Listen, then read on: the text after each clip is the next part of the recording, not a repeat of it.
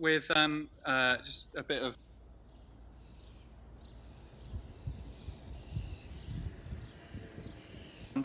you have to forgive us slightly because we've been running around after killer whales.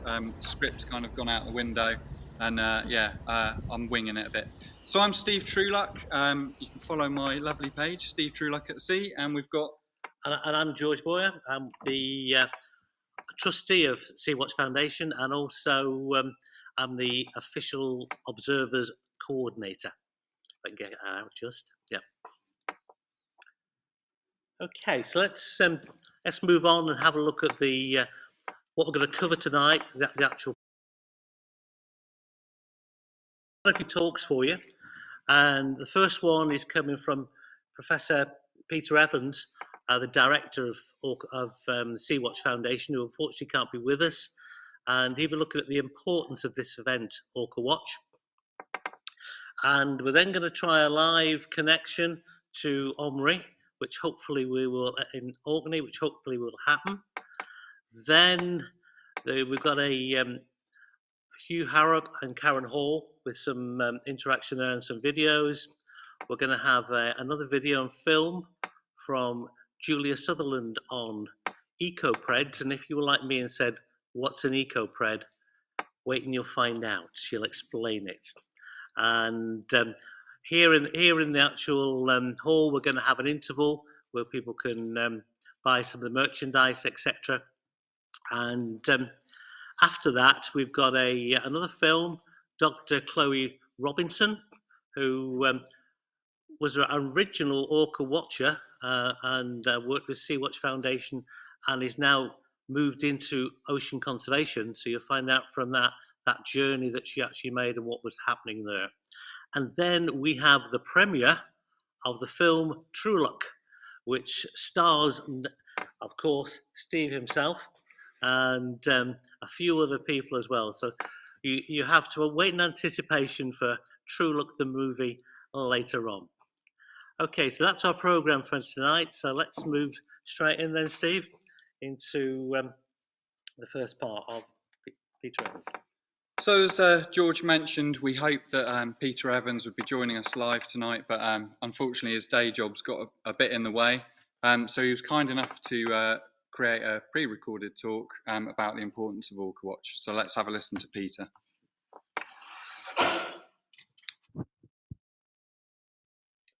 Welcome to Orca Watch 2022.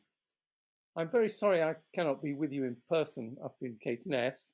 I have to be running some at-sea surveys down here in Wales during this week. For those of you who don't know much about Sea Watch, I'll introduce the organisation briefly.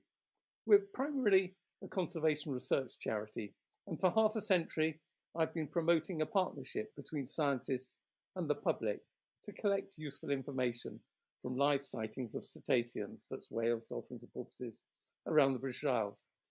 We have striven to involve people of all ages and backgrounds. Some are marine professionals, whilst others only casually encounter marine mammals and are new to it. A network of observers watch from the coast, as well as undertaking surveys from vessels. We encourage dedicated effort-related watches, but also collect casual observations, and have 35 regional groups around the UK, with sightings submitted by more than 3,500 observers. The database stretches back to the 1960s and is probably the largest and longest running of its kind in Europe, with around 250,000 sightings. Survey coverage inevitably is best in coastal regions, but all of UK waters have been surveyed at one time or another. Orca Watch started 10 years ago in 2012, initiated by our then regional coordinator Colin Bird, following offshore renewable energy developments in and around the Pentland Firth. There were concerns of potential collision risk to cetaceans in the area from the proposed tidal turbines. Colin established a week of dedicated surveys in late May and early June to gather information on how orcas and other cetacean species use the area, and therefore what the consequences of the turbine installation would be. The event has snowballed since then and is now an annual occurrence, aiming also to raise awareness of the importance of conserving this diverse ecosystem. North East Scotland and the Northern Isles are a haven for marine mammals and birds, with orcas, minke and humpback whales, rissos, white-beaked and white-sided dolphins, and harbour porpoise, all possible to spot from shore. And here are some of the key sites shown on this map and the key species that I've just referred to. Here are some sample sites along the Caithness coast where regular watches will be conducted, and we will have daily crossings of the Pentland Firth aboard the John O'Groats ferry, as indicated in the bottom right here. Last year, due to COVID, we had a largely online programme of lectures each evening, attended by about 500 persons, with outside broadcasts and reporting by 66 persons based locally. They collected over 50 hours of effort-related data, resulting in 165 sightings of almost 750 individuals of 8 marine mammal species. Pretty impressive, really, particularly in COVID days. 22 of the sightings were of orcas, with 5 different orca pods: the 12s, the 15s, the 19s, the 27s, and the 169s. And this included a newborn, one that we hadn't spotted before. Steve Truluck also managed to photograph an orca tossing a porpoise, as shown in at the top there in that picture. So how do we use the data? The at-sea surveys can feed into much larger collations, which once analysed can provide us with estimates of density distributions and abundance. And we've done that for a whole range of species. Here are some maps for killer whales that we've produced. These highlight how greatest numbers occur offshore in deep waters north of Britain, with the species much rarer in the southern North Sea and the English Channel. The species occurs year-round, but on surveys is most often seen between April and October, but broadly there's similar distributions for each of the seasons. Because orcas are uncommon, they do not appear often on dedicated surveys. As a result, one can get extra information by collating all sightings, both effort-related and casual.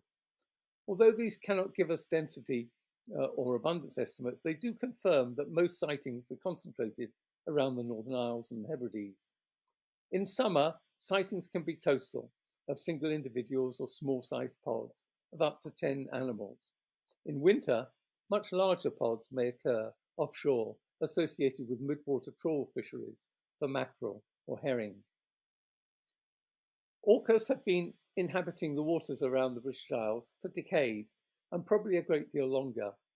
Increased public awareness and the use of social media has undoubtedly increased the reporting of orcas. Nevertheless, we believe that some pods have settled around North Scotland over the last 10 to 20 years, possibly taking advantage of earlier increases in the populations of harbour seals in the region. For the most part, orca sightings in coastal waters peak between May and August, which also happens to coincide with the breeding season of harbour seals. However, orcas can be seen in the region in any month of the year. These are sightings plots for each month from last year. There are sightings on the Northern Isles and Caithness coast throughout the year, although they are more in evidence during summer months, when they also frequently range down to the Moray Firth. I hope you can see the red dots dotted about and see a concentration around the Northern Isles there. The best known group traditionally has been a pod that mainly inhabits the west of Britain, particularly the Hebrides. The pod used to be larger than it is now. 25 years ago, there were at least 14 individuals, including several males. But since 2016, only 2 males named John Coe and Aquarius, this is John Coe in the picture here, have been seen from this pod. They range over very wide areas, including Western Ireland, West Wales, and last year the 2 were seen in Cornwall, in Kent, and in the North Sea around the Scottish borders. If you're interested in joining Sea-Watch, becoming an observer, receiving monthly reports of sightings of orcas and other species, do just get in touch with us. And here's the website address that you can go on there to do so. An important local citizen science project has been the establishment of a photo ID catalogue of individual orcas from Scottish waters, using features unique to each animal. This has enabled the movements of individuals and the pods to which they belong to be tracked from month to month and year to year. Here are pictures of some of the animals forming the northern community, the one that hangs around Caithness, Orkney and Shetland. Photo ID allows one to follow their fortunes, determining birth rates, such as this young calf here, born the one that shows very yellow under the chin and in the eye spots there, and to reveal long distance movements. Some of the orcas that fed on herring in Icelandic waters during winter have been shown to make migrations down to Scottish waters, appearing around the Northern Isles in summer, where they could be seen hunting marine mammals. Now, some of those can be seen here year-round.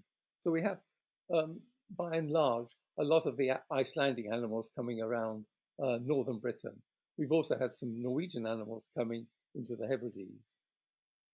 So finally, I'd like to thank all the official volunteers and orca watchers, as well as the local Caithness community, for all your support, and wish you a very productive event. Thanks very much, and see you soon.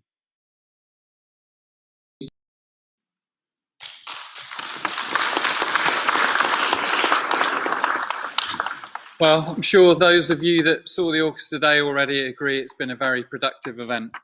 Yeah, we're now going to try and head over live to Orkney and speak to Omri, who are in partnership along with Sea-Watch. Hi Emma, how's it going? Hi there, it's good. It's defrosting now after spending the day at Scappo on our Marine Mammal Awareness Day. I'm waiting for our big black and white friends to turn up in Orkney.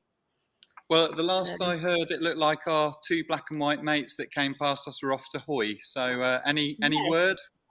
Not yet. Tumbleweed is blowing across Telegram at the moment. It's very quiet. So we are waiting for the ping to say that they've been spotted. Well, things are looking a bit better today for you than they were all last year. I seem to remember last year you were stuck in sea fog. It was Harwatch last year. We, as every year previously, the Har rolls in at about midnight on the Friday night and rolls back out at midnight at the end of Orca Watch. But yeah, this year it's looking good. And now I've said that, the Har's going to roll in. Do you want to give us give the guys here a quick word on what you guys will be doing during Orca Watch? Yeah, we've got some organised watches that are planned throughout the week on mainland Orkney and on Flotter. So tomorrow we'll be at Yesnaby. We're going to be at the Ness in Stromness on Monday, Marwick on Tuesday, Wednesday at the Gloop in Deerness, Rurwick Tankernes on Friday, Hawks Ahead, everyone's favourite, on Saturday, and back to Yesnaby on Sunday. All the details are on the Sea-Watch website, and we'll be popping it on the Facebook page as well. So I'm going to be watching up in Sandy. We're doing the Sunday excursion to Papa Westray and Westray tomorrow. So we'll be keeping an eye to the seas as we go over as well. So lots of people watching, and hopefully this will be the year we actually get a sighting in Orkney. Well, fingers crossed for you guys. Obviously, I'll be keeping a beady eye on the Telegram as well, and obviously the guys here will all be feeding into the WhatsApp, and let's hope and pray you guys get lucky this year for once. Oh, absolutely. I mean, we do really well all year round. We can't complain at our sightings. I shared Christmas Day for the second year running with the 27, so I don't complain at all at the sightings we get. But it would just be nice to get one in Orca Watch Week. I mean, we've seen lots of other stuff. We have had harbour porpoise today, cracking sighting down at Berwick of a pod of 4 or 5 feeding very, very, very close in. Graham Campbell got some amazing photos, so look out for them. But yeah, we want the big guys this year, please. Everyone does, and obviously the best harbour porpoise sightings are the ones with orcas, I think. I think so, yeah. Probably not so good for the porpoise, but fairly good for whoever's about to get lunch. Absolutely. All right, Emma. Well, good luck this week. Fingers crossed for you. Thank and you. Stay in touch. Absolutely. Good luck to you guys too. Cheers, Emma. Okay, so a short while ago, I had a lovely discussion online with Mr. Harrop and Karen Hall over in Shetland. So I was speaking to Hugh and Karen basically about what the latest situation is with the Scottish killer whale population and all the new calves that we've been getting. So let's hear the discussion. So a short while ago, I was joined with Hugh Harrop and Karen from Shetland. Karen works for Nature Scott, Hugh for Shetland Wildlife, and we were discussing the latest situation in Scotland with the calves. So Hugh, let's start with you. How's things in Shetland? They're really good, thanks, Steve. Really, really good. And yep, we've had a full-on year with regards to the calf scene. Do you want the good news or the bad news? Well, let's get the bad news out of the way first, shall we? Yeah, absolutely. And I think everybody will be aware of the bad news, and it relates to calf 151, which sadly was found washed ashore on Papal Estuary in Orkney back in September. You'll recall that harrowing few hours, Steve, when we were being sent photographs and finally identified it as one of our own as such, and a calf that was born into the 27th pod, was the offspring, the oldest calf of 73, a daughter of matriarch 27, and we assume that she was born back in, or he or she was born back in 2015, 2016. So the cause of death will never really be known, but there is a chance that it could have been a rope entanglement, or there was some kind of rope damage on the tailstock as well. So really, really sad. And what was interesting with that is obviously prior to that we had some amazing encounters, as indeed a lot of other people did with 151. That's when the 27s joined the 64s. So we had a pod of eight, the 8 original 27s and the 4 64s at the time. So they gave us some amazing encounters in Shetland and then down to Orkney, and then obviously that sad news. What was interesting then, of course, is following the death of 151, the 27 split and formed a pod of 4 with the matriarch 27, one of the bulls 34. People will be familiar with him with the diagnostic notch at the top of the fin. 27's calf 150, or subadult as she is now. And 152, and then 3 other animals, 72, which is the other bull in the pod, 73, who was the mother of the calf that died, and her latest calf that was born in 2019. That's animal 153. They split up until the 2nd of December. They were obviously be seen down in Orkney at that time, and we were getting updates on the Orkney Cetacean Group page, and then they came back, and we saw them here in Shetland at that time when they were back, not as the 8 that we knew them as the last time, but sadly as the 7. But yeah, so that's the bad news. Well, they seem to be doing all right now. They were seen obviously fairly recently off the mainland, and as usual they've gone AWOL. So let's hope they turn up soon and give us the usual show that they give us. So what's the good news then, Hugh? Well, the good news is 3 new calves in nearly as many months. Those of you that follow the Shetland Orca sightings and Orca Watch, obviously, and all the other social media groups, will know that the 64s, 65s, and 169s part of all have calves. We had an amazing day back in January in 2022.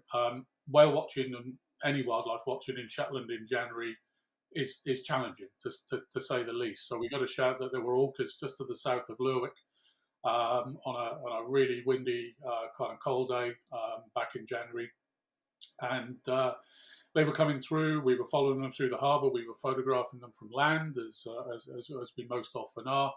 And it was one of those moments. You've had plenty. You're looking through the viewfinder, and whoosh! All of a sudden, your legs go to jelly. Your heart starts racing. And I'll never forget just looking through the viewfinder and just seeing a flash. This small animal just jumping out of the water with a female, and just this orange and black animal, and it was just, whoa, that's calf. And it just stopped me dead there and there. Carried on photographing.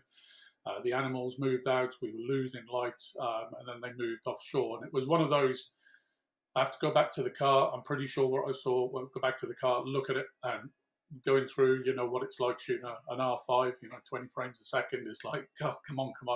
And bingo, there it was, a little black and orange bambino there. And it was amazing, absolutely incredible. It was like Christmas, New Year, birthday rolled into one. And not only that, she was, the little calf was right there, no doubt whatsoever, in the echelon position, right next to the matriarch 64. So that was really, really exciting. And just. Yeah. So tell us about the 65s then. Who's given birth in the 65s? Well, this was a struggle. It was one of those, have we seen this or haven't we seen it moment. And what happened, we, after the sort of elation of the 64s, which we knew that was a new calf, and we can also, go back to the 64s as well. We can also work out we worked out about 20 days, because we filmed them, we droned them on the 28th of December, where they were only 4 animals. We had a beautiful winter's day up in the North Mainland. We can guarantee that there was no calf with 64. So we can work out that the calf was about 20 days old. So really, really small, really newborn. That excitement, continued with us for several days and ultimately a couple of weeks afterwards. And then we got sent a video. There was a video published online. Some of the salmon farmers with orcas around and doing their thing, and all of a sudden, a little orange and black, little calf in there as well. And what confused the heck out of me was the presence of a big fin, a big male, which just from the look of it, as everybody knows, Buster is the son I never had, or my big brother. It just struck straight away as Buster, and I didn't want to sort of call that. We looked through the video as much as we could, but there was clearly a calf in there. We then had an encounter in Yell Sound with what I assumed to be the 65s with Buster, and really frustratingly, a couple of glimpses of what we assumed to be a really, really small animal, but we couldn't see the orange and blacks of the calf. A couple of days later, a name that many Orca watchers and people in the audience and online will be familiar with, Vivian Clark. Vivian is a tug pilot with the vessels in Sullivan. He's also, like myself, a drone pilot. And Vivian got onto the pod a couple of days later, droned them. He'll kill me for telling the world this, but he forgot to put a memory card in the drone. Okay, we've all done it. Hands up, I've done it. Oh, dear. The great thing about doing that is, if there is a good thing, your saving grace is the fact that the smart controllers that we use does record 1080 pixels. Doesn't really record 4K quality, so we don't have a huge amount to work with. What we could see though was the presence of a calf in there. What we couldn't do was identify the pod. It was too windy. It was too hazardous, and obviously, with the utmost respect to the animals that we have to bear in mind, we couldn't go low. Or Vivian couldn't go low enough to try and identify the animals. It's impossible to ID animals with a drone anyway, let's say. So frustratingly, we knew there was another pod, probably the 65s, going around Shetland, and we don't see the 65s as much as we used to. So it was almost a case of, right, fingers crossed. So everybody was kind of on standby. We get a shout that there are orcas in Sullivan a couple of days later, and then bingo. The limits were just about flyable. Vivian put the drone up. I was with him, and there, with that was clearly Buster. We could get a positive ID from land, even on Razor, and there's this tiny little bundle of black and white flesh again. So we had brilliant views and a brilliant encounter with those all day as well, and got some nice photographs. So that was good, and it just goes to show that that was very much boots on the ground confirmation, as opposed to all the tech that is available of us, high-end cameras, drones. But that was a boots on the ground and sheer determination that really proved that. And then back in early February, I think 6th or 7th of February, we got a report to say that there was a photograph, in fact, sent to the Shetland Orca Science page. What was clearly Buster off Noness, just to the south of Sandwick. I was attending a seal entanglement at the time, but went there and literally got there. They were on a kill, bang, 65s. Put the drone up and there's the little fella there, and yeah, absolutely brilliant to see that. And I'm not jealous at all, Hugh. Not jealous at no, all. well, I've still never seen either. some So of that drone footage is being played obviously within this broadcast, and you can see it's just incredible. Just watching it so close to Mum, going off doing its little sort of bits of explanation. At one stage, you'll see it almost climb onto Mum's back. So yeah, just amazing to watch that from the air. And then they came through the harbour. And myself and another local photographer here, Ben Dalglish, got a lovely view of Razor as she came by with the calf almost just porpoising out of the water. You know, they're like seals the way they jump out of the water so quick. So that was really really exciting. So yeah, you know, a productive winter with regards to our Northern Isles resident, you know, pods giving birth, and we just need hopefully another calf in the 27s. You talking about the 12s there, and a 170 leads us on to the 169s and another new calf. Now the 169s, as far as we're aware, are probably not one of the they're not a member of the North Isles community pods. We assume they're Icelandics. There's all sorts of strange things going on at the moment, and it's a brilliant problem to have with so many orcas around the coast of Scotland. And Karen's going to talk a little bit about that. But 169, another new calf. 169 was photographed, brilliant photograph of 169 with a brilliant encounter off to John O'Groats Ferry by Ivor Thomas. Ivor, if you're listening, absolutely superb photograph there, my friend. And in association with that pod was a very, very young animal, a calf, which we kind of assumed to be 169's calf because obviously 170 had a calf last year. But such is the nature of photo identification and the magnitude of confirming these sort of things is that we deliberately held back from saying that there was the 169's pod, other than the fact that 169 was there, or indeed, you know, saying that it was 169's calf. But then you, Steve, and a few others have had an amazing weekend out of Fraserburgh, and obviously getting the photographs of the new calf, which we'll obviously work on and be able to hopefully match back to Ivor's and others' photograph that day. So hopefully that will prove the first sighting of that calf was in mid-April from the John O'Groats, you know, ferry. And if we ever do name that, and I think Ivor gets first pickings on that. If it's a female, we're not calling it Ivor, by the way. Even if it's a male, we're not going to call it Ivor. But anyway, that's neither here nor there. So yeah, no, you know what you guys have seen over in Fraserburgh and on the north coast there has been absolutely phenomenal. And so you know, we've lost 151, very very sad. But 64's got a new calf, 65's got a new calf. 169s. We got back last year. We got the 12s, the 170s. So it's great to see. Karen, I'm going to hand over to you now. You know, with regards to try and work out what the heck is going on with all these orcas coming to Scottish waters. Over to you. Yeah, thanks, Hugh. It's been an interesting time, although I guess from our point of view, quite frustrating in Shetland at the moment. I mean, normally we're quite used to, I guess, our orca pods, the 64s, 65s, 27s, disappearing south for their sort of tour of Scotland around about this time. And you know, we sit waiting for them to come back. And then we also get a few what we think are Icelandic pods coming through or coming south and joining the party. And they're kind of fleeting. But this year's been kind of interesting because there seems to be quite a few as yet unidentified pods appearing in different places. So we've had a couple in Shetland, which behave quite differently to what we're used to with the North Isles community, as in you get fleeting shots of them close to land and then they're well off and disappear. There's been a pod hanging, or a couple of pods perhaps hanging around in Scapa Flow, perhaps associated with mackerel. So are they Icelandic or are they part of the offshore populations? And then we have some of the, I guess, the known ones with the Musa and her pod doing their sort of regular trek south as well. So there seems to be quite a lot of different individuals, a lot of mixing of pods as well, as you were saying with the 169s.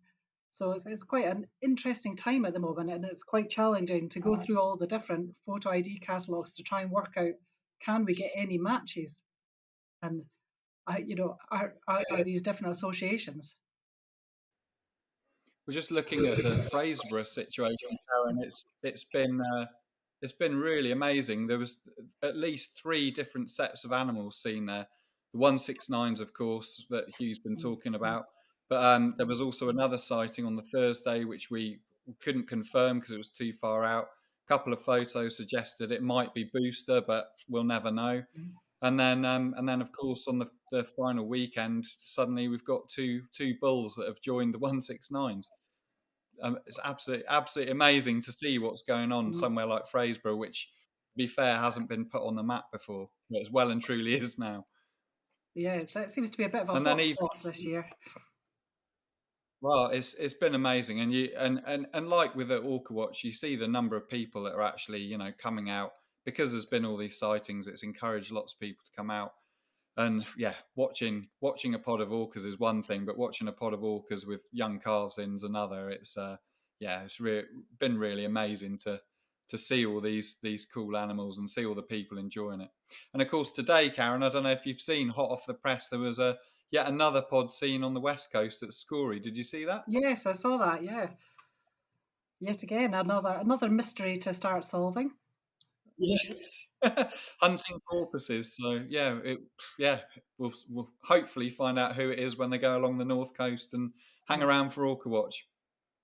Yeah, and of course we've also had a good old Hulk and Knot, the big boys, put in an appearance, and again, who knows where they are? They are quite often like to mix with other pods as well. So they turned up at a Orca Watch last year as well, I think. Yeah, I mean they're regulars for Orca Watch over at Berwick. So yeah, with a bit of luck, they'll return from their little venture up at Shetland. Hopefully they'll be there end of May, early June in their usual spot at Berwick, going round out to the Skerries. We'll see. Okay, well, thanks guys for joining us. That was really really insightful, and yeah, good luck for Orca Watch. I hope you get plenty of sightings, but not too many. We want more down here. Have a great time at Orca Watch, everybody, and fingers crossed for you. Yep, happy watching, everyone. Cheers, guys. Cheers, guys.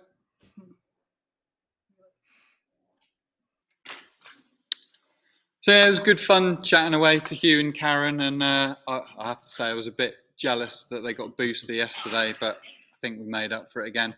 Big shout out to the Fraserburgh Massive. Have we got any Fraserburgh people in here? Yes. What an awesome time we've had. Right, so we're going to go back to Shetland now. We've got hopefully we've got Julia, who's basically been working on the Ecopreds project up in Shetland. So we're just going to have a watch of her presentation just now. Hi, Julia. How are you doing? Hi, I'm very well, thank you. Thanks for having me. All good. Are you looking forward to getting back up to Shetland? I am, very much so. I've seen that, the pods have started to move back up that way, and I'm due to head out on the 10th. So fingers crossed they stick about. Awesome. Well, we're going to have a quick watch of your presentation, and then we'll pop you some questions. If anyone's got any questions for Julia, remember, put your hand up and write them down, and we'll ask her. Make them difficult.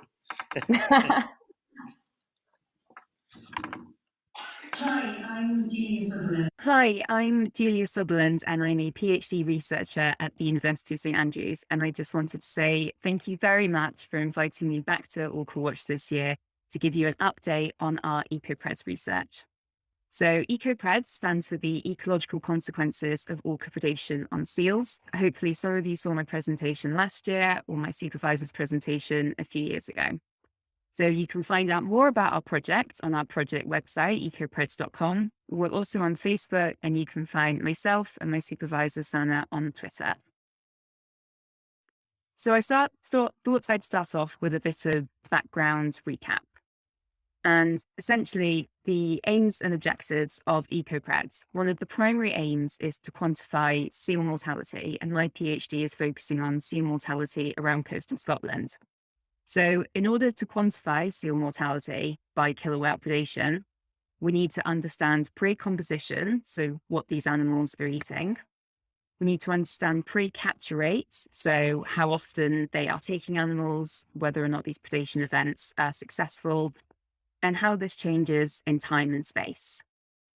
Now, we know a bit about the prey composition, but prey capture rate is something that we've got very sparse data on, and it's something that's quite difficult to measure and monitor and observe in the wild. So an alternative way of looking at this is to think about the calorific requirements of the killer whales that are visiting coastal Scotland. So we can think about how much these animals need to eat to survive, and we can think about the calorific content of their prey, and then try to tease apart the relationship from there. And again, we want to look at how this varies in time and space, because it may vary seasonally with seal breeding seasons and stuff like that. And as we go through the years, certain prey may become more abundant than others. So by putting these together, we're hoping to quantify seal mortality in Scottish waters. And we're particularly interested in the mortality impacts on harbour seals, which are undergoing regional declines around the northeast coast of Scotland.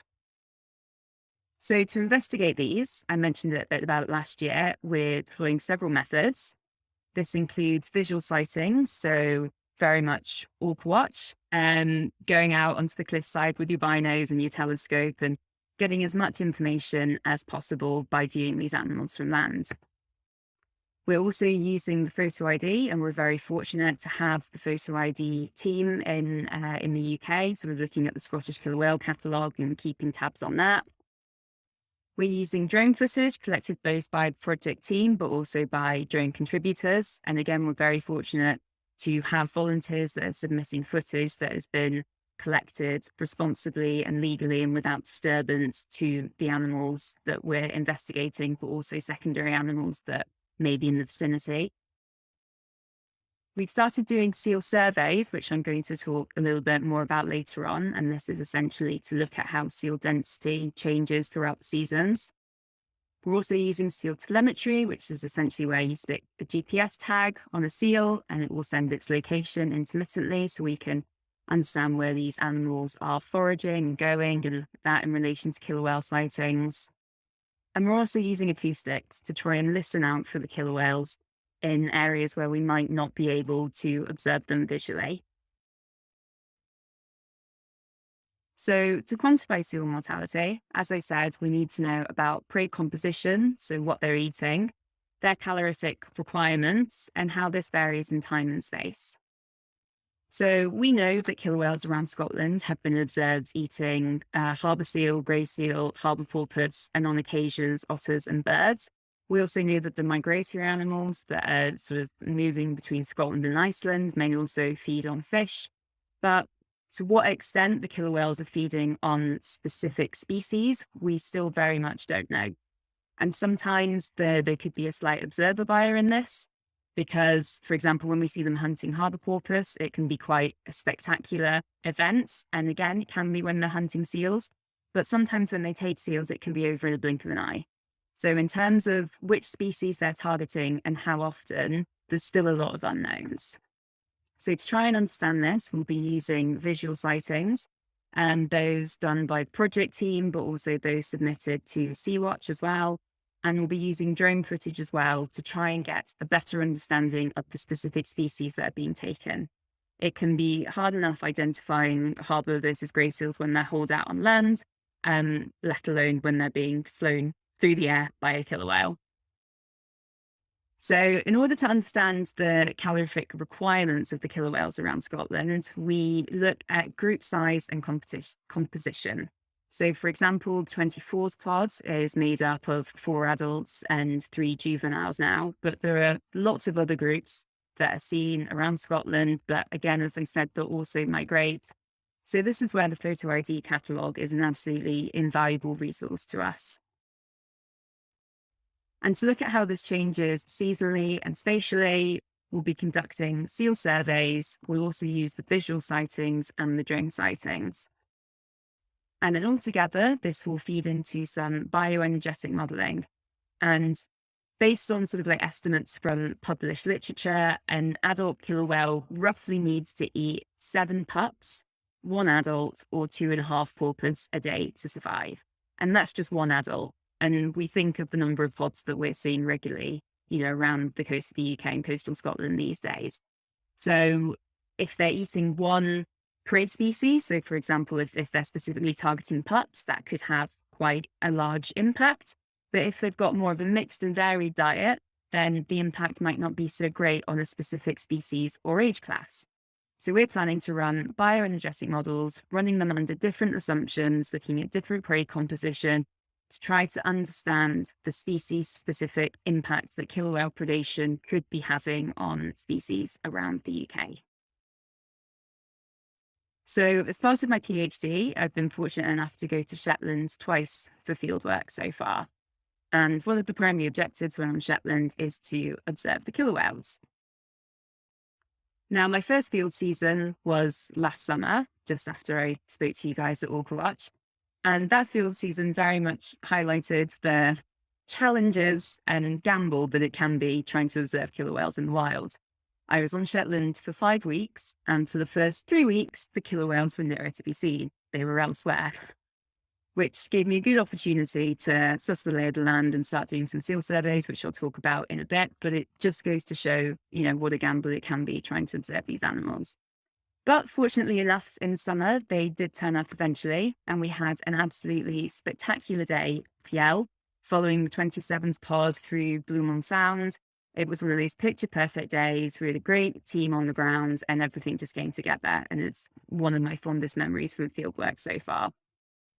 On another day, we had the 19 pods who were transiting sort of from Luna down south. And this in total for summer led to 2 focal follows. And the focal follow is essentially where we can follow the pod consistently, sort of from point to point around the coastline to try and piece together their behavior. So the 2 focal follows consisted of 19 sightings by the project team and 2 additional sightings contributed by citizen scientists. And during this time, there was just 1 predation observed, which was captured on drone footage. In autumn, I had slightly better luck. And again, we saw the 27 pods a couple of times off Luna. And then we also saw them again off the east coast from Lerwick and down towards Musa. And during autumn, that was the first time that I had ever witnessed them hunting harbour porpoise in short waters. And it was spectacular, to say the least. So autumn, that translated to 3 focal follows, 28 sightings by the project team, an additional 27 sightings contributed by citizen scientists. And this resulted in 2 predation events, 1 of harbour porpoise and 1 of an unknown mammal species. So in total in summer, we actually only saw killer whales on 8% of the fieldwork days. And in autumn, we only saw them on 20% of the fieldwork days. So this just really highlights how crucial citizen science is to this project, because even when we're on the ground, it might just be 1 of us, it might be 2 of us. So having citizen science contribute data whilst we're on the ground is fantastic, but also out with field seasons, the fantastic network continually submitting their sightings to Facebook group, WhatsApp group, Sea Watch. It really is critical in putting together the pieces of this puzzle that we're trying to figure out. So I've mentioned seal surveys a couple of times, and this is something that we hadn't implemented last year. So essentially, the background behind the seal surveys is that the Sea Mammal Research Unit do aerial surveys to assess sort of seal population trends all around the UK, including Scotland and the Northern Isles. Now, these are done by aerial flights, sort of every so many years, and it gives us a snapshot in time of how the seal species are doing. So the graph that I'm showing here is from a Nature Scott report, and it shows the time series of harbour seals from 1990 to 2020. Now, when we're doing these types of surveys, areas around the UK are split up into what we call seal management areas or seal management units. And this is essentially a way to help monitor and manage seal populations in sort of discrete areas around the coastline. So Shetland is split up into 3, as you can see here, the northeast, the southeast and west. And if we look at the trends, you can see that there's been a sort of step drop decline in the northeast management unit. And there's been a bit of a decline in the southeast management unit, but the west is relatively stable. So when we talk about the harbour seal decline, this is what we mean when we say it is regional and localised. It's not necessarily consistent across the entirety of the UK or Scottish coastlines. So these aerial surveys are great in terms of giving us a snapshot in time and monitoring sort of the trajectories of populations over the years. But to look at seasonal changes, we need to collect more fine-scale data. So to achieve this on Shetland, I set up about 20 seal monitoring sites. We've got about 20 regular sites. We've got a lot more opportunistic sites. And essentially at these sites, we go and we count seals. We count how many harbour seals there are, grey seals there are, how many are in the water.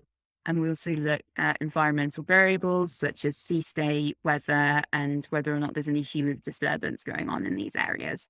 And the idea of this is to be able to start to look at fine-scale shifts in seal density sort of throughout the seasons, how it changes with breeding seasons and things like that, and then overlapping that with the killer whale sightings to see if killer whale movements change as seal distribution changes, essentially. So this is just some visualization of some of the counts that we got in summer. So red is harbour seal, blue is grey seal, and grey is unknown. And the asterisk is to show where there were breeding sites.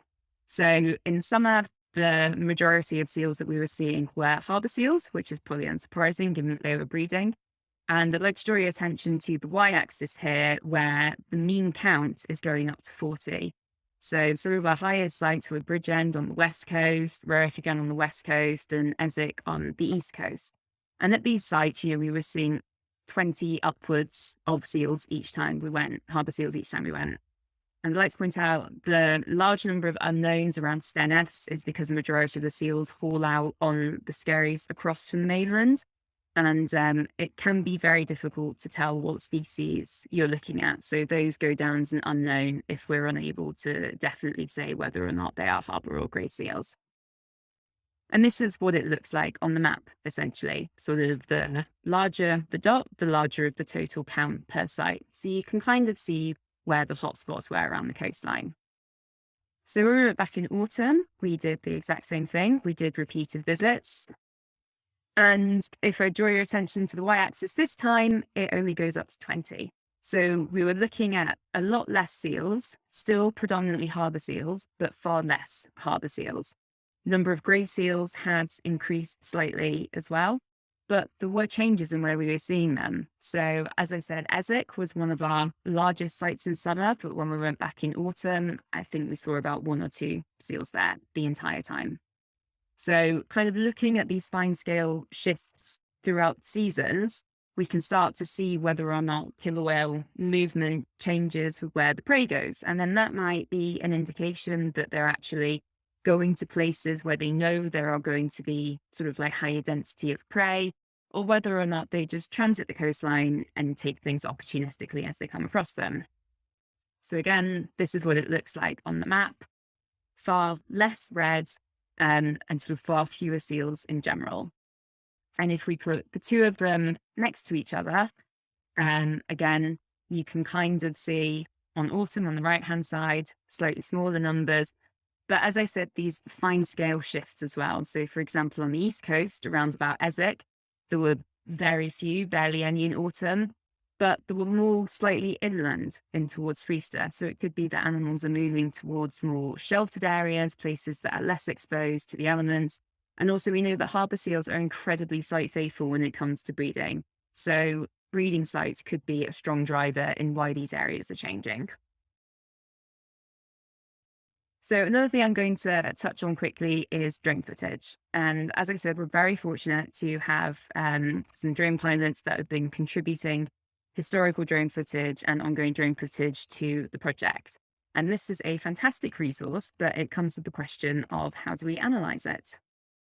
So we're using a software called Boris, because it would be, Behavioral Observation Research Interactive Software. And Boris is essentially a free, open, easy to use event logging software. Anyone can download it, anyone can use it, and we essentially use this to review and code behaviors in video footage. So this is basically what Boris looks like. you can import your video footage, and then we have developed our own killer whale ethogram. And now an ethogram is essentially just the sort of like suite of behaviors that we would expect to see from these killer whales. We've drawn definitions from populations elsewhere and studies elsewhere in the world, and we've come up with an ethogram for our killer whales. And basically, you watch the video in real time, and each key code on the keyboard relates to a behavior, and then you code it, and at the other end, it kicks out a nice spreadsheet, which we can use for analysis to look at things like group size involved in hunting. We can look at distance to shore, types of habitats that they might be foraging in. And because it's fully customizable, you can essentially make it whatever you want. So this is what our ethogram looks like. We've kind of grouped things into movement behaviors. So we're looking at milling, breasting, transiting. We've got predator-prey behaviors such as chasing, feeding, grabbing, or touching. And we're also looking at prey response as well. So how different species may be evading predation, whether or not that's hauling out, swimming into the shadows, stuff like that. And as I said, from this, we're hoping to learn more about species composition, but also sort of like capture rates and whether or not certain species may be more vulnerable to predation than others. So to start to wrap it all up, how can you get involved? Well, as I mentioned, the seal surveys are something new that we started implementing since my fieldwork. I've established the sites around mainland Shetland, and we welcome anyone on Shetland to submit counts. But as I said, we've done Shetland, but we're very keen to hear from people elsewhere. If you know of seal call-out sites around Orkney or around mainland Scotland, places where we know the killer whales also visit, if you're in a position and you go to these call-out sites regularly and you'd be willing to do some counts and submit some data, we would be incredibly grateful. It's very useful to do repeated visits to the sites in different seasons and stuff like that to try and tease apart environmental variables. And we do have seal survey and effort forms that you can fill in, or you can send us emails. Just get in touch and we'll send you over the information pack, and we'll welcome any counts that you might want to contribute. We also ask people to submit drone footage. We have developed our own Ecopreds standard operating procedure, which is basically just a guideline to try and encourage you to fly responsibly and legally around the animals to make sure that you're not just disturbing them, but also to any other animals in the vicinity. So if you're collecting drone footage sort of anywhere around Scotland, if you've got any drone footage of the killer whales, we would love to hear from you. And finally, we still have our sightings and focal follow forms. We have our own forms that you can find on the website, but also data that you submit to Sea-Watch regional coordinators make it to us. So thank you very much. And if you are submitting data to Sea-Watch, it would be incredibly helpful if you could include any information on prey.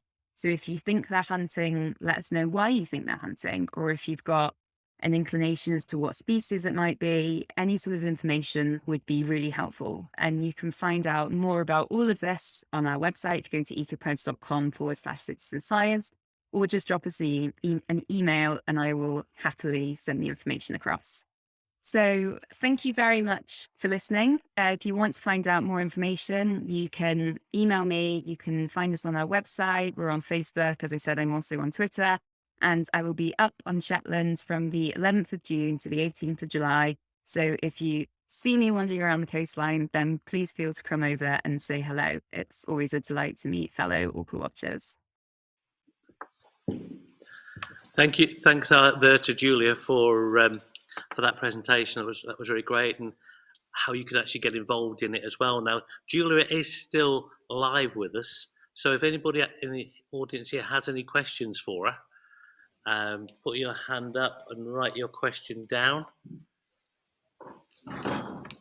She's waiting, anticipating here. I can see her. Go on, don't be shy, guys. There's no such thing as a silly question. Right. I think we may have one coming.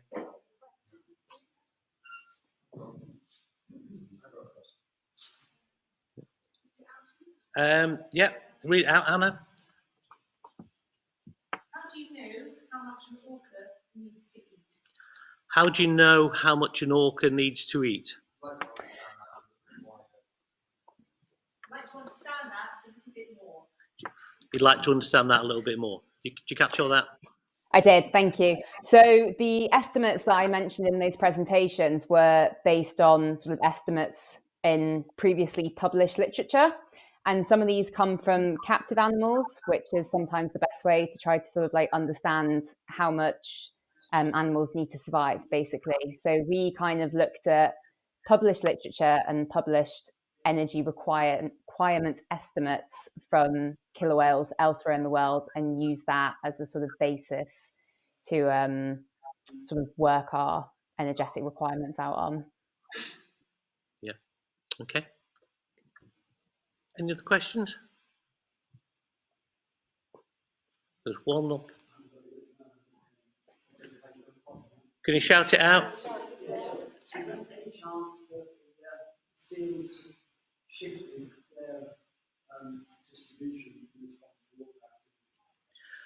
Is there any indication that the seals have actually moved their location because of orca activity?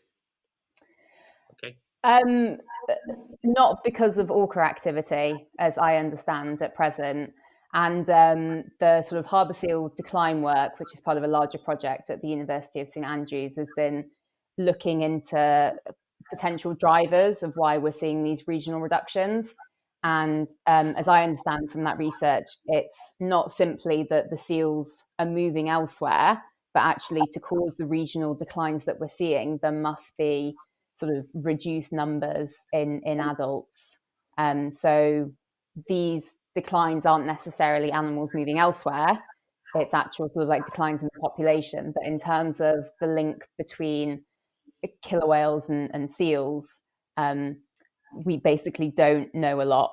So no to kind of seals moving elsewhere because of killer whales, but potentially that's something we could hopefully find out as part of my PhD and part of the Ecopreds project. Okay, thanks, Julie. Thank you. Okay, I'm going to go for one last question, but I'm going to come next to me here. Your final question is going to come from Steve, which you're not happy about that. No. I've got a real technical question for you, Julia, and I'm very sorry. But That's I okay. hear on the grapevine that you obviously you had a very bad start to your field season, 3 weeks of nothing, and then you obviously worked out something to boost your sightings up to 8%. And I'm hearing it was something to do with eating Jaffa cakes. You've gone very quiet, Julia. Feel like Hugh Harrop might be involved in this somewhere. He may well be. Yes. What's that all about then? I'm afraid it's a trade secret. There's something about Jaffa cakes and killer whales. Correlational, potentially not causational, but it seemed to work in my first field season. So, well, make sure you get plenty in then before you end up in Shetland. The guys here, I don't think need any Jaffa cakes. We're on 100%. rub that in a bit more. 100% so far. Come on. Right. Glad to hear it. Thank you, Julia. Thank you for the Thank you presentation very much. together. Thanks for having me. Thank you for answering the questions, even Steve's. So thank you for that. It's been great to see you live as well and hear you live. Brilliant. Thank you. Thank you. Okay, we're going to take a break here at Wick, so you can buy souvenirs. You can get it, and it is your only chance to buy Orca Watch souvenirs. And there is a variety of T-shirts, etc., and hoodies, as you've already seen, that we've presented to you here. And you can also purchase raffle tickets as well, which are still there, and they'll be drawn at the end. So we're going to reconvene at... Okay. Not only your first chance, your only chance, I am told, to buy tonight. No. Not your only chance, it's your first chance. Yeah, sorry. Anything that's left will be sold during the week. Yeah. Back by 2050. Time.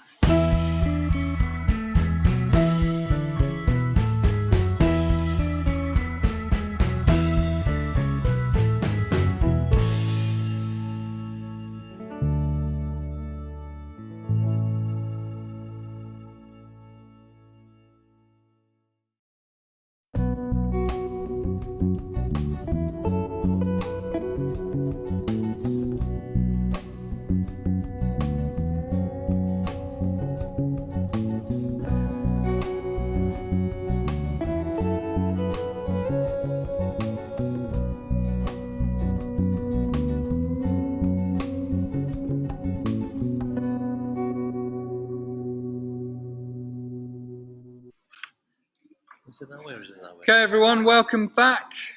So we've just got another 2 items to go through. Last but not least, a certain film. Get the tissues ready. And before that, we're going to be watching a presentation made by Chloe.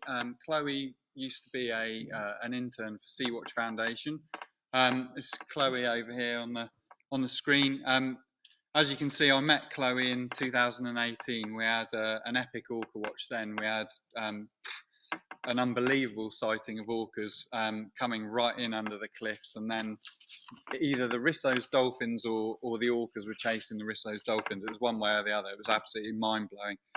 But I believe we were supposed to be speaking to Chloe live, but unfortunately, as with all these things, there's been an electrical storm in Vancouver, and there's a power shortage in Vancouver. So we're just going to run the tape, and we'll see if we can get Chloe by the end of it.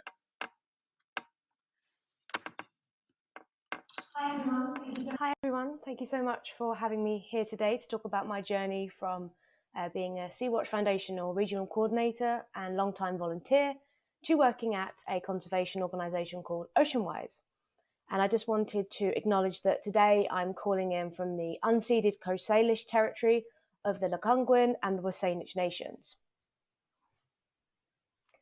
So I just wanted to give you an overview of how I kind of came to be where I am today. And it really starts when I was working at, or studying, should I say, at Swansea University as a master's student when I started volunteering for Sea Watch Foundation. So my background is largely in population genetics and environmental DNA of aquatic systems. And during this time, I started volunteering for Sea Watch and did a variety of different activities, including outreach, such as organising beach art, as you can see in the middle right here, for National Whale and Dolphin Watch Week. I also took part in boat-based and land-based surveys, and this included using my photo ID skills, GoPro, using hydrophones, and really developing my scientific monitoring skills. And then thirdly and finally, I also in 2018 led the annual Orca Watch event, which was a really bumper year for sightings. So we had 26 sightings in total, including 4 separate killer whale sightings. We had a really good sighting of the 164s, including Melraki here in the top left picture. They came really close to the Dunkesby Head Cliff, and we had some really, really fantastic photo opportunities there. We also had a sighting from the Pentland Venture Ferry of the group of around 5 individuals, including 180 and 181 here in the bottom left. But we didn't just have killer whales. We also had other species such as Risso's dolphins. And actually, some of the individuals that were seen in this group this year sort of plugged a data gap for this individual NE40 as part of the Whale and Dolphin Conservation Risso's Dolphin ID catalogue. After I finished my PhD, I did a research project in conjunction with Sea Watch Foundation, where we looked at collecting DNA from small cetaceans, such as bottlenose and common dolphins, and we were actually successful in obtaining enough DNA that we could sex the individuals, which is the first time this has actually been done for a species as small as, for example, a common dolphin. After this, I managed to secure a postdoctoral fellowship at the University of Guelph, and really what secured that job was my many, many years of volunteer work with Sea Watch Foundation. This new position focused on a citizen science initiative across the whole of Canada to monitor the health of rivers and lakes using DNA. But of course, long term, I wanted to go into cetacean conservation, and I wanted to especially work with killer whales. And that was back in 2021 when I was offered a job as a research manager for Oceanwise, which is a conservation organisation based in Vancouver, in Canada and BC. And again, they really spoke to my experience working with cetaceans in a voluntary capacity to show my dedication to the field. So as you can see, my experience with Sea Watch Foundation, albeit mostly voluntarily, actually really benefited my career going forwards. So as I've mentioned, Oceanwise is a conservation organisation, and it has numerous different initiatives, including plastics, seafood and sustainable fisheries, seaforestation, education, and then it also has the Whales Initiative, and this is the initiative that I'm part of. So we have 3 main pillars within the Whales Initiative. We have the Sightings Network, and vessel strike mitigation actions. We have the health and monitoring program, which mostly uses technology such as drones and DNA to monitor the health of cetacean populations. And then we also have the coastal contaminants team, which work both within whales themselves and their environments to track pollution levels. So all of us work together to essentially, with the biggest goal of helping the recovery of at-risk cetacean species and to remove the threats such as low genetic diversity, ship strike, vessel disturbance, prey availability, and legacy contaminants for recovery of these species. Now, a lot of our research involves killer whales. However, there are 4 groups of killer whales, or 4 ecotypes, should I say. There's the offshores, the transients, then you've got the northern and the southern residents. We don't do a lot of work with the offshores, mainly because they sort of function outside of our main study areas, but we do a lot of work with the other 3 groups. So the transients, also called big killer whales, are on the species at risk list as threatened. They are the mammal-eating, so the ones that eat the seals and all the other marine mammals. The last count actually from last week was around 374 individuals, and they occupy a really wide range of the BC and Washington State coastline here in light grey. So they can be found throughout the entire year. It's just they're often seen closer to shore during the summer. We have the northern residents, which are listed as threatened. This is the ecotype we do the most work with. Again, the count from last week, was 332 individuals, and they are composed of 3 clans, A, G, and R. Here's a map at the top right here of the northern residents. So you can see they've got a slightly more restricted range. They're typically found in the north of the island and the southwest of the island. And their critical habitat typically is within Robson Bight up in the little inset map there in the top right. And then we have the southern residents, which most of you may be very familiar with. These are actually listed as endangered.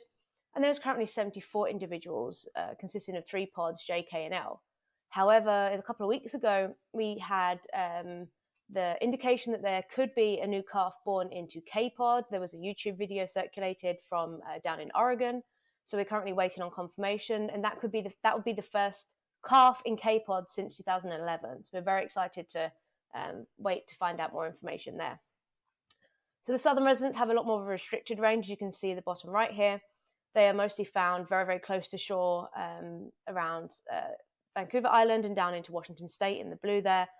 And actually, these also happen to be the most heavily polluted areas of the Washington, BC coastline, which is also an issue for them. Really, for both resident types of killer whale, the main threats that restrict their recovery includes things such as decreased quantity and quality of prey. So as you know, they're salmon eating.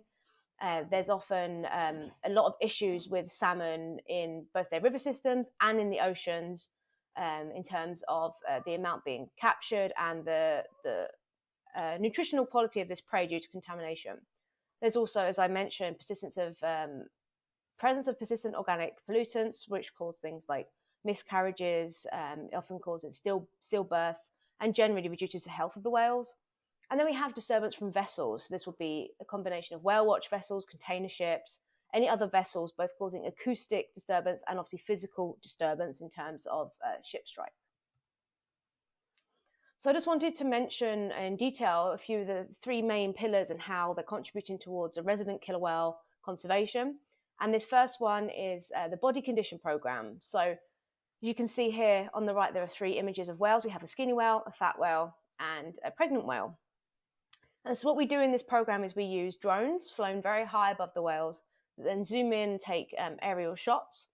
And then we use something called eye patch ratio, which you can kind of see here in the red boxes, to determine how healthy the whales are in terms of their body condition. So you can see the difference here between the skinny and the fat whale. This is called, the whale on the left has what we call peanut head, very, very low fat reserves. And we can use this to basically say, okay, the whales this year are looking good, they've got enough food, or no, we need to do something about this, they're too skinny. But the pregnancy element is actually quite exciting. This allows us to review our images, especially when we see an individual's had a calf, and actually look at detecting pregnancies early and then looking at things like miscarriage rates and growth rates within a population.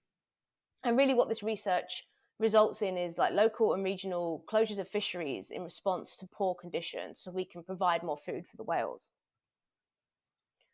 Another aspect of the Whales Initiative is the toxicology and the pollution tracker. So as I mentioned, we can monitor legacy pollutants in whales themselves through taking biopsy samples and blubber, and also necropsies when they wash up dead on the shore.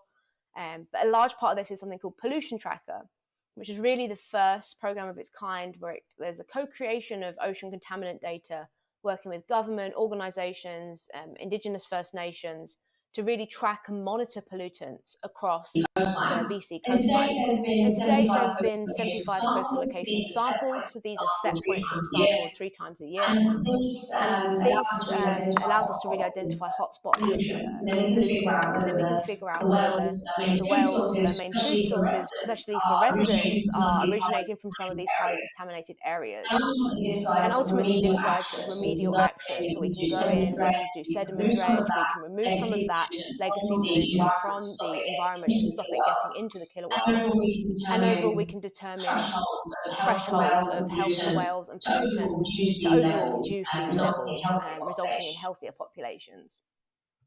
And the third and final element I want to mention is the BC Cetacean Sightings Network. So this functions very similar actually to the Sea-Watch Foundation Sightings Network. It's only been established around 20 years. And it's one of Canada's most enduring and successful citizen science programs. So as you can see in the map here, these are all the sightings to date, around 300,000 sightings, and we record both cetacean species and turtle species. And most of our sightings actually come through our app called the Whale Report app, which again functions very similar to the Sea Watcher app, where we record all the different cetaceans in real time around the coast.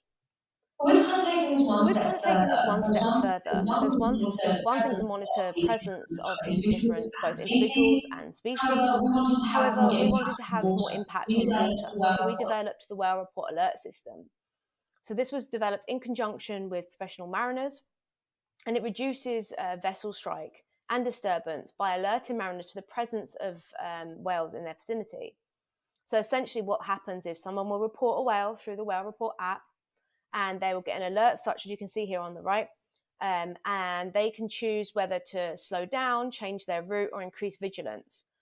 And essentially this will result in fewer ship strikes as more mariners are aware of the presence of whales. And to date, since the program was launched in 2018, we've had over 20,000 alerts sent to 450 accounts from 60 different professional organisations. So as you can see, this has really taken off, and this is real transition of citizen science data into a mitigation tool. So thank you for listening for that part. It's kind of hard to condense everything into a few slides, but I hope you found that interesting. And I just wanted to end with some advice for Orca Watch Week, having been there a couple of years myself. Here are some of the things that I've learned. The first one being lots of layers. It may be warm in the UK at that time, but trust me, you're going to need as many layers as you can when you're sat up there for hours on end. Patience is key. I cannot tell you the number of times people have given up because there's been nothing left, and then the whales have shown up and they've been very, very mad. So they are wild and free as they should be, which means they have their own timeline and their own schedule. You just have to be patient. Wear shoes you can run in. So that picture I showed you of 164 Melraki, that was a result of what we call the Orca run. So we had to run over the headland as the whales passed through the cliff. So make sure you're wearing shoes that are comfortable and that you can actually walk and run in. Another aspect is easy dinners. So the amount of times I've been cooking and then been called out for an orca sighting and ruined my dinner or had to start all over again, make sure you have some things you can grab and go, because it does make it a little bit easier. Another thing that is often easy to forget is to appreciate every species. I know everyone's there to see the killer whales. However, there's many, many different species you can see up in Dunkelsby Head, for example. Minke whales, Rizzos. You might even get the odd, you get the porpoise. You could basically get any species around there. So appreciate every species when you see them, because the last thing you want to do is come away from the week without actually appreciating what you've seen, even if you haven't seen killer whales. And then another large part of this is to report your sightings. So this event was really first established to collect data on these killer whales.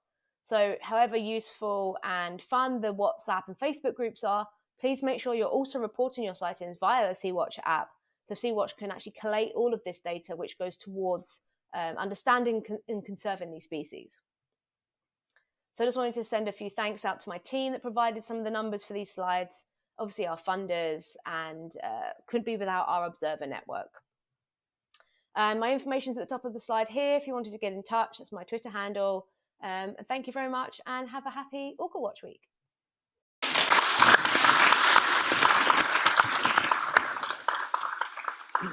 I'm sure we'd all like to extend our thanks, as we have done there, to Chloe for that. And it's a real shame the storm has got in the way of us actually being able to talk to her and actually ask her some questions on that. But hopefully you found that really informative and useful, and especially about Orca Watch at the end. Yes, patience pays off in the end. So it's been a good feast today, and let's hope it carries on. But we would have asked her some questions, but we have actually got a question that's come in from the internet, not for Chloe, but for Steve. And there has been a lot of excitement about the orcas in Fraserburgh. And the question is, do you think Orca will be back in Fraserburgh this time next year? Yeah. No, the whole Fraserburgh situation actually, me and the other authors, me and particularly Karen Munro, we've been talking about patterns that we've observed over the years. And the last couple of years, I keep banging the drum about needing to see orcas at Fraserburgh. And as these two who made the film last year will testify to, we actually went to Fraserburgh last year before anyone knew about these orcas being seen there, because I was so sure we'd see them. And unfortunately, Matt's car broke down on the way up here. He had a bit of a mare, and then it got repaired, and then it was wrong again, wasn't it? So we were delayed. We ended up missing orcas at Fraserburgh, which was a disaster. Missed orcas in the Murray Firth, and but we still went to Fraserburgh, and it didn't happen. So I was saying to Karen Munro, this year I was absolutely adamant I was going to see orcas at Fraserburgh, and well, as those guys up there in the middle will testify to, 3 weeks in a row. Thank you very much. So yeah, I'm absolutely convinced there'll be orcas at Fraserburgh next year. First 2 weeks of May. I'll see you there. Oh, the last week here. Absolutely. Yeah. Right. Thanks for that. Okay, it's finally time to watch that film that Steve's mentioned there, the premiere of Truluck. So we will have a look at it, and then perhaps I'll introduce you a little bit more to the guys that made it later as well. So let's sit back and enjoy it. Can you put the lights down so no one can see me? Oh God. Spotlight.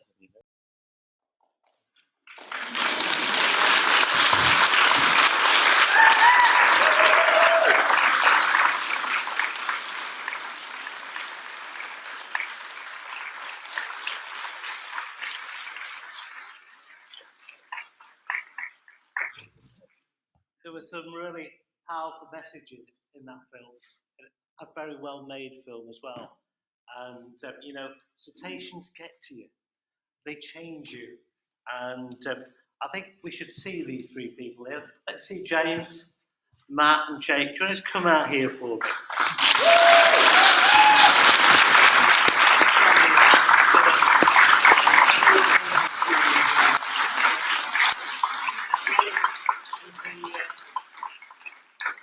James there was the one, 27 on the 27th. 27 on the 27th, sorry. And I don't know which is Matt and which is Jake. Matt. Right. Well, I mean, a really, really well-made film. I think, pause again.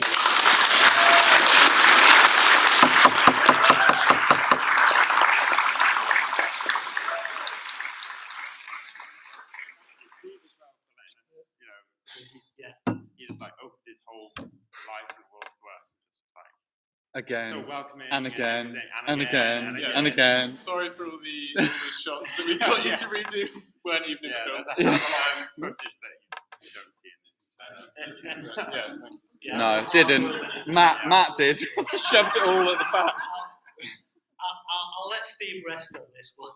And I'll come to James if I can and simply ask you, having seen orcas, how did it change things for you? Oh, it was incredible.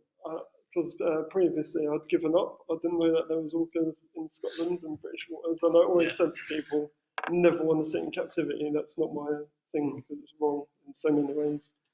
And so when I heard about Orca Watch, and then when it came around, it got cancelled because I was volunteering. And then I was still asked to come up because I was already booked to come up. I'm glad I did. Yeah. It's changed. And what's changed for you since then? How have things been different? I'm co-Kent regional coordinator now. Right.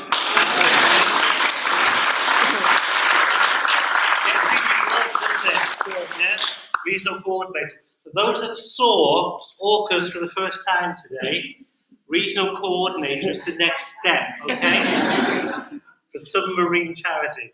Okay. Anything else, or you want to add? Yeah, and also because I do a lot of paddle sport anyway, one of the things I concentrate on now is giving talks to different paddling clubs about eco paddling in the correct way around cetaceans, especially, but other wildlife as well.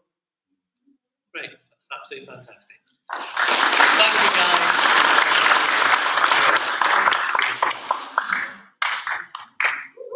Anything you want to add, Steve, or not? If you can. Well, the most important thing is that the guys did it really did things justice. I met Matt randomly, would you believe, watching dolphins. He was camped out with his girlfriend and a couple of other friends at Berghead, and I was down at Berghead looking for dolphins, as you do. And I saw these idiots in their tent looking the wrong way, and sort of took pity on them, ran in and said, "Guys, there's dolphins here." And then, yeah, we ended up chatting. I'd just come back from Shetland, had an epic trip in Shetland, funnily enough, watching the 27s.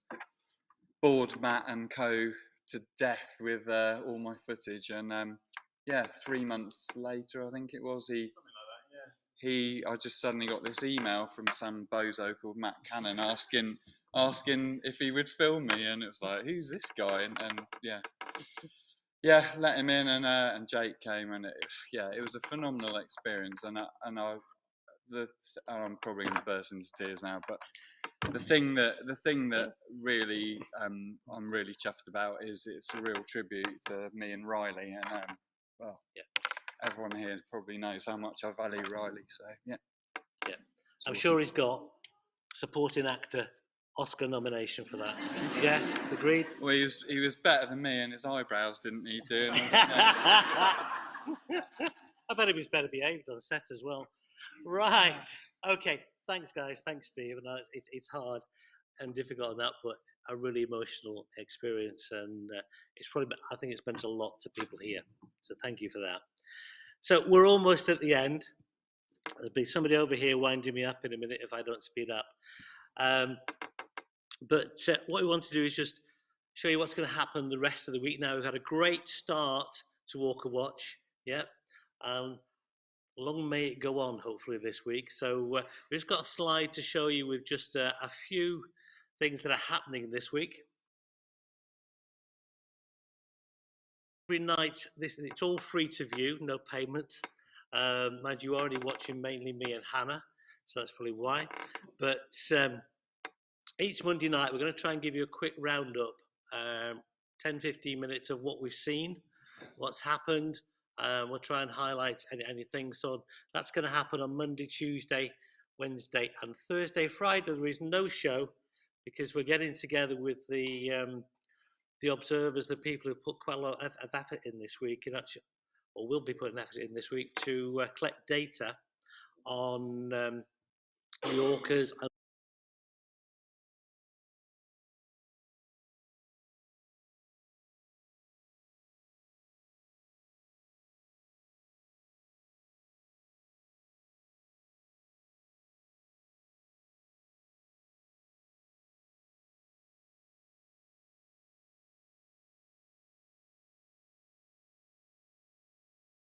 I think it's 26th of June. We're going to have an Orca Watch review, just seeing what's happened, which you'll hear more about in the future. Okay. Have I missed anything? I think that's probably it. Orca Watch Base. Don't forget to come and see us. Those of you who didn't get a chance to buy any souvenirs tonight, we will have them there. And you can come and see us in there, come and chat to us. It'll be back open from 8 o'clock till 6:30 each day, except it may be closed occasionally if someone cries orca. So we may be going out with our binoculars and our cameras. Okay. So just what finally want to say thank you to everyone who's contributed really to Orca Watch and putting this evening together, and to all the speakers that we've got, especially for Phil, Barnstorming Productions, who's working behind the scenes and giving us whispers in our ears and things as technology is never goes smoothly. So a big thank you there to the production company and to Phil as well. So and also to the many sponsors. You've seen some of the slides before going through, and a big thank you as well for you coming, and for those of you at home who are watching us, thank you very much for joining us tonight, and we would just like to say good night and thank you. And it's good night and thank you from me.